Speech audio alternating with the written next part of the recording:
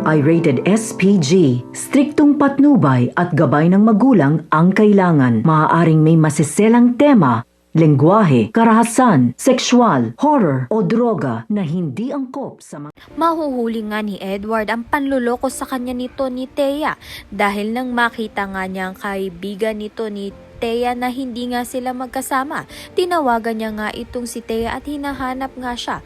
Subalit doon, nalaman ni Edward na nagsisinungaling nga itong si Thea dahil lingid nga sa kaalaman nito ni Edward na si Paulo nga ang kasama nito ni Thea at may ginagawa nga silang hindi tama.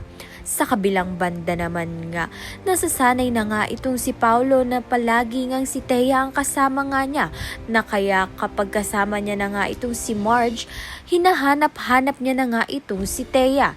Samantalang nahihirapan naman nga itong si Edward na gawin nga ang inuutos sa kanya nito ni Mr. Costelejo dahil sa tuwing pupunta nga siya sa opisina nito ni Edward at nakawin ang files, mahuhuli nga siya nito ni Marge. Kaya naman nga't hindi nga makuha ni Mr. Costelejo ang gusto niya nga dito kay Edward.